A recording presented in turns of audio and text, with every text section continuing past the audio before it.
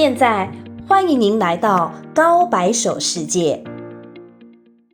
오늘도 깐시 문화가 악영향을 주고 있는 중국 축구에 대해서 계속 이야기하겠습니다. 먼저 지난 10월 1일 있었던 아시안게임 남자축구 8강 한국과 중국의 경기를 보시죠. 중국팀이 경기가 제대로 안 풀려서인지 굉장히 거칠고 한국 선수와 충돌을 하려는 행동을 보이고 있습니다. 한국팀 선수는 박규현 선수입니다. 박 선수는 현명하게 중국 선수의 난폭한 행동에 휘둘리지 않고 바로 저 지역을 이탈한 후 두 손을 들어 충돌할 의사가 전혀 없다는 제스처를 보여주었습니다. 심판은 두 선수를 모두 불러 지나친 과열을 자제하라는 공고를 하고 경기는 재개됩니다. 어린 나이임에도 불구하고 굉장히 침착하고 세련되게 잘 대응했습니다. 어차피 이기고 있고 이길 가능성이 높은데 괜히 중국의 저런 행동에 똑같이 대응해봤자 우리의 승리만 빗바랄 수 있거든요. 매우 훌륭한 대응이었습니다. 중국은 어차피 탈락이니 될 대로 되라 식으로 한국 선수에게 심한 태클 같은 반칙이라도 하면 우리는 앞으로 남은 더 중요한 경기에 큰 해가 될 수도 있으니까요. 한국팀의 졸전 끝에 0대2로 패배한 중국의 뒤끝이었을까요? 경기가 끝난 후 중국인 축구 해설자가 개인 SNS에 박규현은 중국 축구 공공의 적이라는 글을 올렸습니다. 지금 대표팀을 이끌고 있는 황선홍 감독은 1998년 월드컵을 한 달 정도 앞두고 중국하고 평가전을 하다가 십자인대가 파열되었습니다. 당연히 월드컵 경기는 못 뛰었죠. 도대체 공공의 적은 누구일까요? 적반하장이라는 말은 딱 이런 때를 위한 게 아닌가 싶네요. 저 중국인 해설자가 굳이 박규현 선수를 공공의 적이라 운운한 이유는 사실 이번 경기 때문만은 아닙니다. 저는 이미 4년 전부터 박규현 선수를 응원하고 있는데 저 해설자가 박 선수를 비난하는 이유와 제가 박 선수를 응원하는 이유는 모두 같은 사건에서 비롯된 것입니다. 한 번쯤 들어보신 분들도 있을 것 같은데 2014년부터 2019년까지 중국 쓰촨성 청도에서는 매년 5월에서 6월 판다컵이라는 청소년 국제 축구 대회가 열렸습니다. 3개 국가를 초청해서 중국팀 포함 총 4개 팀이 풀 리그를 치러서 우승국을 뽑는 방식이었습니다. 중국은 4개국 중 3위, 4위를 했었는데 2018년에는 1위를 합니다. 그래서 자신감이 붙었던 걸까요? 2019년 처음으로 한국을 초청합니다. 하지만 한국은 3전 전승으로 우승을 한 반면 중국은 3전 전패는 물론 3경기 동안 7실점을 당하면서도 한 골도 넣지 못했습니다. 먼저 경기 영상을 보고 계속 이야기하겠습니다. 한국팀이 흰색, 중국팀이 빨간색 유니폼입니다. 这下球也是停得大力些，看看中国队的进攻怎么样。刘俊贤的拿球1对1，自己杀到了对方的禁区里，身后的队友来了。 但是这一下外围直接打了哦，是的，哎，这次球进了，科尔丁，好的，这次不错，漂亮的过人，在禁区里停，扣打，哇，这个球完全是击败了中国队的防线。中国队0比2落后韩国队了。 几分钟的时间，有没有机会赢得进球啊？看这次的防守又出现问题了。 논란은 모든 경기가 끝나고 한국팀이 우승을 확정한 후 세리머니 하는 과정에서 발생했습니다. 한국팀은 박규현 선수가 우승컵에 발을 올려놓고 기뻐하는 모습을 현장에 있던 중국 기자가 분한 마음에 SNS에 올렸고 그걸 보고 수많은 중국인들이 분노를 표출한 것입니다. 2019년 5월 29일 경기가 있었는데 대한축구협회는 뭐가 그렇게 급했는지 5월 30일 새벽 중국 축구협회와 청도축구협회에 사과 공문을 보냈습니다. 그리고 같은 날 청소년 대표팀은 중국 현지에서 긴급 기자회견을 열고 우리는 축구 선수로서 중대한 잘못을 저질렀고 다시 한번 이런 잘못에 대해 사과드립니다. 우리는 모든 중국 축구 팬과 선수, 중국 국민에게 진심으로 사과한다. 한국과 중국 축구 협회의 우호 관계가 계속 유지되기를 바란다고 말했습니다. 대표팀 김정수 감독도 이런 일이 발생한 데 대해 죄송하다. 이번 일은 완전히 나의 잘못이다며 거듭 사과했습니다. 그리고 감독과 선수들이 직접 청도 축구 협회까지 찾아가서 사과를 합니다. 영상으로 보시죠. 오케이.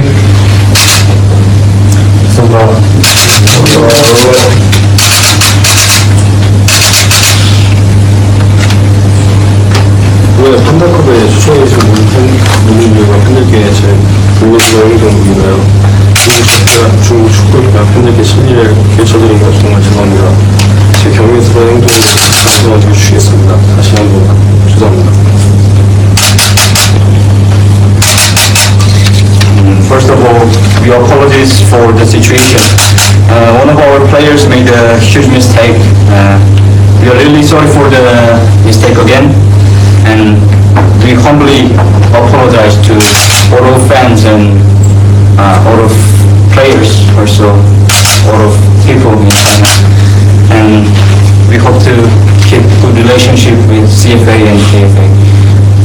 저 코치진과 선수들이 무슨 잘못이 있겠습니까? 대한축구협회가 사과하라고 강하게 지시하니 어쩔 수 없이 사과한 거 아니겠습니까? 하지만 이러한 반복된 사과에도 불구하고 중국 판다컵 조직위원회는 한국의 우승 트로피를 박탈하기로 결정합니다. 그리고 대회를 주최한 청도축구협회 관계자는 앞으로 한국팀은 대회에 초청받지 못할 것이라며 불편한 신기를 감추지 못했다고 합니다. 하지만 판다컵 대회는 2019년을 끝으로 없어집니다. 2020년은 방역 문제 때문에 하고 싶어도 할 수 없었겠지만 올해도 열리지 않았다는 걸 보면 완전히 폐지를 한 거죠. 그리고 대한축구협회는 선수들의 징계 여부를 고려할 것이고 재발 방지를 위한 시스템도 구축하여 선수들이 상대에 대한 존중 정신과 올바른 스포츠맨십을 함양할 수 있도록 교육 프로그램을 강화할 계획이라고 밝혔습니다. 우리 축구 대표팀이 마치 무슨 죽을 죄라도 지었다는 듯이 대한축구협회가 급하게 사과 난리를 피웠다고 생각하는 건 저 혼자일까요? 여기까지가 논란의 중국 판다컵 스토리입니다. 이제 하나씩 따져보겠습니다. 먼저 한국팀의 세리머니는 잘못이었을까요? 제 기억에는 당시에도 여론이 분분했습니다. 60% 정도는 잘못이 아니다. 40% 정도는 잘못이다.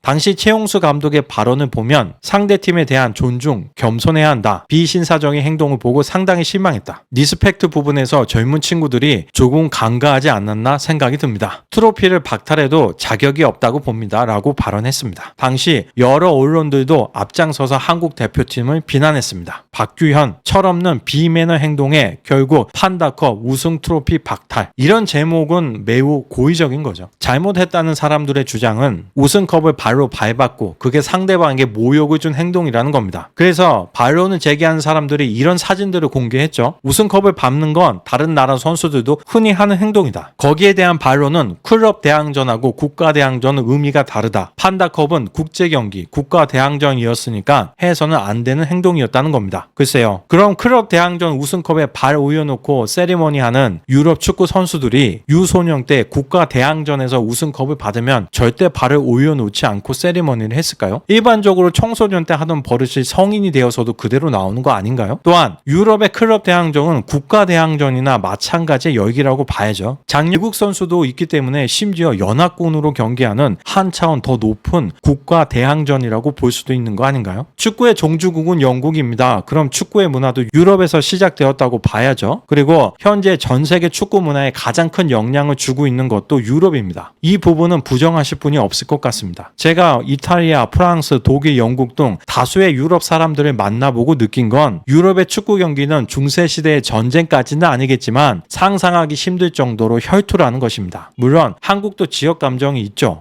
경상도와 전라도. 그래도 고려시대 이후에는 한 나라 안에서 같은 구성원으로서의 갈등이었죠. 그런데 유럽은 오늘은 영국의 영토였지만 내일은 프랑스의 영토가 되는 일이 종종 벌어졌죠. 유럽 여러 나라들의 국경선은 엄청나게 변화했습니다. 현대적인 국가가 등장하기 전 시민 공동체적인 관념이 먼저 생겨났고 지역 간의 갈등도 굉장히 심했습니다. 과거에는 전쟁으로 해결했겠지만 한 국가로 편입된 이후에는 쉽게 내전을 할 수는 없으니 지역 라이벌끼리의 스포츠 대결이 불타올랐죠. 축구는 당연히 그 중심에 있는 스포츠입니다. 유럽의 축구 열기가 얼마나 대단하냐면 토트넘하고 아스널이 경기하는데 아스널 응원석에서 토트넘 유니폼을 입고 응원을 할 바에는 저는 차라리 한일전 할 때 일본 응원단에 가서 한국팀을 응원하겠습니다. 그게 훨씬 더 안전할 것 같습니다. 여러분 상상해 보십시오. 지금 중세시대입니다. 두 세력 간에 목숨을 건 전쟁을 했습니다. 여러분들이 이겼습니다. 도자기 같은 절일품을 얻었습니다. 당신은 그걸 화장실에서 쓰던 발 받침대로 쓰던 뭐라고 할 사람은 없습니다. 그 절일품은 당신이 직접 싸웠고 이겨서 획득한 물건이기 때문입니다. 유럽 축구 선수들이 우승컵에 발을 올려놓고 사진을 찍는 세리머니의 의미는 내가 그 전쟁을 치렀고 승리자가 되었다는 것을 상징하는 것이지 상대팀을 멸시한다는 뜻이 아닙니다. 상대방을 멸시하는 건 동양인 선수들에게 눈을 찍는 행동 같은 걸 하는 거죠. 우승 트로피는 승리를 기념하는 하나의 상징일 뿐 경기하고는 아무 상관이 없습니다. 경기는 이미 끝났는데 왜 그때 가서 상대방의 매너를 따지고 있습니까? 그건 본래의 축구 문화가 아닙니다. 그럼 도대체 도대체 중국은 왜 그렇게 분노했던 걸까요? 간단합니다. 그 인민들은 축구 경기의 우승 트로피가 자기네가 하사한 거라고 생각하는 겁니다. 우리가 너희들을 불러서 축구 경기를 하고 우승한 국가의 트로피를 하사했는데 감히 그걸 가지고 논단 말이야? 이런 괘씸한 놈들인 거죠. 가뜩이나 3전 전패에 한 골도 못 넣고 7골이나 실점했는데 속국이라고 생각하는 한국이 우승하고 자기네들이 하사한 우승컵을 소중하게 다루지 않는다고 분노한 거죠. 북한에서도 그러잖아요. 수령이 하사한 물건을 아주 소중히 다뤄야 하잖아요. 사진 같은 거 훼손하면 수용소 간다고 하던데요. 축구를 하고 싶으면 어느 정도 글로벌적인 축구 문화를 배우고 받아들일 생각을 해야죠. 왜 동양식의 사고방식으로만 받아들이려고 하는지 이해를 못하겠습니다. 스포츠 국가대항전이라는 게 상호 우호도 싸울 수 있는 기회이겠지만 본질은 승자가 있고 패자가 있는 경쟁입니다. 졌으면 현실을 받아들이고 더 노력해서 나아질 생각을 해야지 이런 식으로 분노를 표출해봤자 중국 축구 발전에는 아무런 도움이 안 될 겁니다. 반복해서 말씀드리지만 중국의 인적 자원은 한국의 수십 배입니다. 한국보다 재능 있는 축구 선수를 찾을 수 없다는 건 말이 안 됩니다. 결국 실력보다는 관시로 선발된 선수들이 부족한 실력으로 망신을 당하니 만만하다고 생각하는 한국에게 화풀이만 하고 있는 것입니다. 우리가 잘못한 것도 없는데 단지 상대방이 불쾌하다고 해서 사과를 하면 얼마나 우리를 우습게 알겠습니까? 정당한 대접을 받고 싶으면 자신의 가치를 스스로 깎아내려서는 안 됩니다. 스스로 자신의 가치도 제대로 지키지 않는데 누가 우리의 가치를 인정해 주겠습니까? 우리가 남을 배려해주고 존중해 주는 건 좋지만 그건 상대방도 우리를 배려하고 존중할 때나 의미가 있는 거죠. 순진하게 상대방도 당연히 우리가 그들을 대우하는 방식대로 우리를 대우해 줄 거라고 생각하면 안 되겠습니다. 대한축구협회는 중국의 초청을 받고 우리 청소년 축구 대표팀을 보내면서 어떤 이익을 얻었는지는 모르겠지만 그렇게 비굴하게 선수들에게 사과를 강요하는 건 보기에 정말 불편했습니다. 왜 대한민국의 어른들은 우리의 아이들에게 큰 잘못이 없는데도 마치 죽을 죄라도 지었다는 듯이 연신 90도로 허리를 굽히면서 사과를 하게 만드는 걸까요? 어른들이 아이들을 지켜주어야지 오히려 굴욕감을 맛보게 해서야 되겠습니까? 더 나아가 대한이라는 단어를 쓰는 대한축구협회에서 사과한 거니까 우리 5천만 국민이 사과한 거나 다름없는 겁니다. 제 신조 중에 하나가 나이는 공짜로 먹는 거라서 꼭 나이 값을 해야 한다거든요. 온갖 비리로 어룩진 대한축구협회 이제는 하나하나 나열하기도 지겹습니다. 부디 스스로 자성하는 날이 오기를 기원해 봅니다. 오늘 영상은 여기에서 마치겠습니다. 시청해 주셔서 감사합니다.